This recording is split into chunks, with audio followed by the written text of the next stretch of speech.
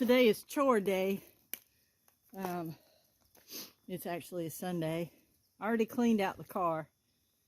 I ain't cleaned it out in about a month and a half. There was a lot of crap in that car. I got to clean out the hoopty because once again, in the 9 months that I've owned this hoopty, it's down. Now, the first time it was down for a month. Right now, it's on day 11 of being down. And I called last month when it was acting up, and the earliest I could get it in there is December 5th. So I'm about to take it up to the shop, and I'm about to tell them of the 9 months I've owned it, and I only got 7.5 months out of use out of it. Not cool. Not cool at all. So they're going to have to do something to make it right. Anyway, I got to clean out the back of that, and I got to get firewood, because although it's 43 degrees and I'm sweating, I got to fill this up with firewood right here. Bring it in, fill up the rack. I'm pumping water because we did have some rain, so I don't know. Right there. I'm pumping water into the cistern from our catchment. I'm doing a lot of things this morning. I'm already sweating. I'm already... Ooh, I spun you all around there. I'm already tired. I got a long day. And, let's see. Pumping water, cleaning the car, getting firewood. I had a possum I caught in the live trap last night. Well, last night, the chickens were making noise. I got up and the rooster was out going crazy. A possum actually got in to my sealed-in run there. We had the door shut, but I found his hole. He was in, and he was eating eggs in the nesting box. So I run him out, blocked up the hole, set up a live trap, and I had a possum in there this morning. So I don't like shooting possums unless they're attacking my animals. I don't like that. So I just took the live trap and walked half a mile down the road and let him go. And hopefully he'll stay out of my chicken coop. I'm going to repair a little bit better. And let's see, so I've fed the chickens, I've mixed their scratch, I got rid of the possum, I fixed the nesting boxes with some fresh straw, I'm pumping water. It's just chores on the homestead, people. I still got more to do. You'll see. I'll show you. Okay, I got the firewood wagon filled up, and inside I have a pee pad because my dogs are obnoxious. But I got this rack filled and a fire going. So now I need to fill this rack out here on the porch so we don't have to go so far every time. And I'll bring you back when I get that filled up.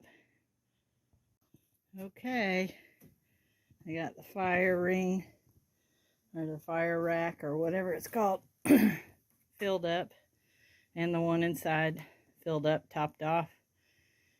And I'm almost done with the water. I'm pumping into the cistern. I don't know if you can hear it.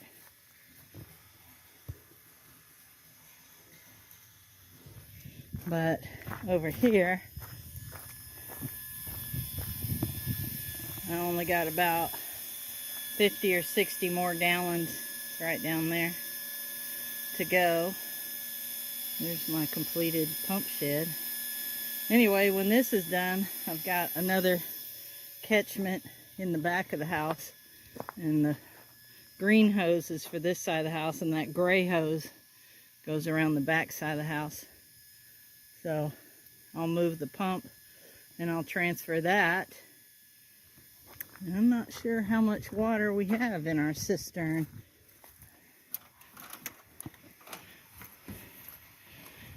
Let's see.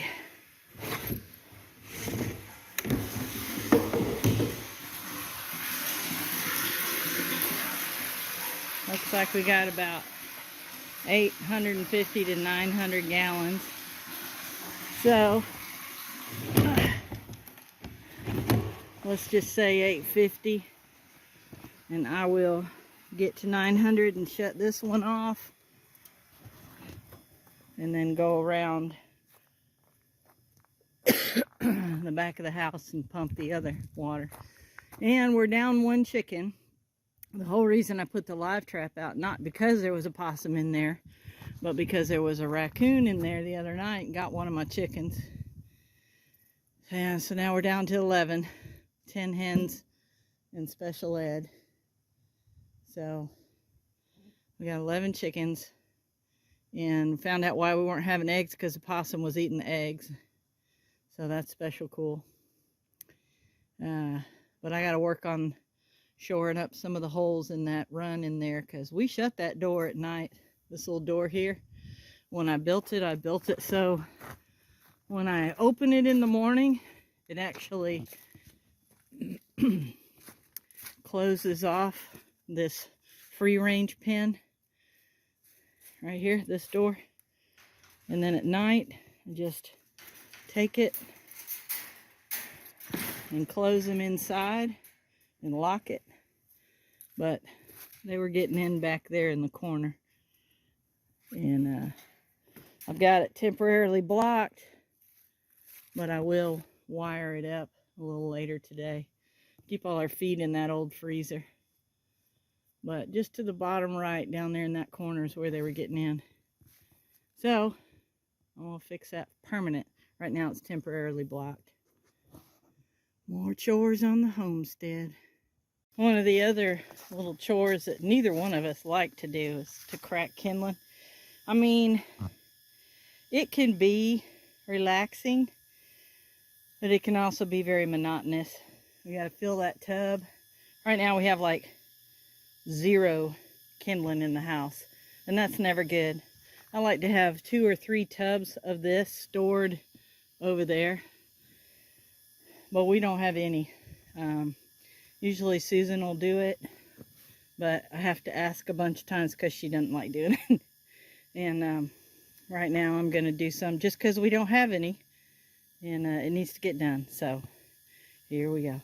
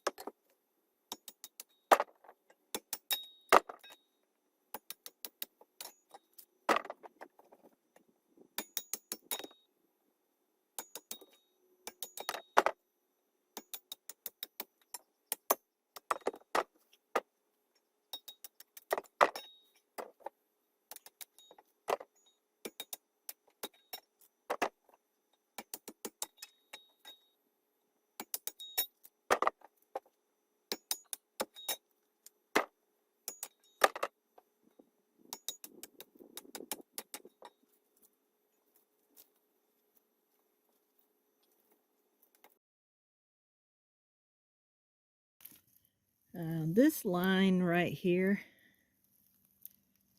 is actually the water line that goes to our spigot out front. And although I have a shut off right there, I don't know if you can see that. Yeah. Although I have that shut off right there, I don't have a way to drain this line when winter comes and I shut everything down for the winter. So approximately right in here, I'm going to cut this foam insulation, put on a T, and then run a little small piece of PEX to a shut-off valve. So then when I shut that off there, I can open this here, and the water from the spigot way on the other end and from here will drain out to this lowest point. And that way I can winterize it. I'm trying to get a bunch of this done. I've got a little more plumbing right here to do. This is Susan's shower, hot and cold water. I didn't use red, but I've got to extend that. But in the meantime, I'm going to go ahead and put a T right here so I can drain this water line and we don't break it. Oh, there goes a cat. Stay tuned. Okay, I've got the incoming line turned off. I don't know if you can see that there. And I put the T in with a ball valve, and I have that open, and it has drained all the water out of the line. So one more homestead chore complete. Okay, I just removed the hose from this hose bib. It is open, so now I'm gonna use one of my old raggedy tie-dye shirts, wrap it up real good, and then put the cover on it. Okay, I've got the t-shirt wrapped all around, and I've got some Gorilla Tape holding it in place, and now I'm gonna slide that cover up and lock it in place. It has this little rubber lock on the front, and I have it hooked around the spigot. I can't do this, hold on. Okay, I've got it wrapped around, and with the tie-dye shirt, and I have this piece that's got a loop on it on the spigot, and I pulled it tight, and it's up against the building. We should be good to go. This line is drained, so there's no water in there, so I'm not worried about that. Another homestead project. Well, I'm not sure I did that correctly, because this crimp right here is a bad crimp. But we'll see. If it works and doesn't leak, we're cool. If it does leak, we have to take the shower panel off and rerun an entire line from the hot side. And so I'm really hoping that it works just fine. Okay, other than a little flashing up on the top, which I haven't done yet, this door is done. I did put a little insulation up there. Still need to put something there, but that's the way it is.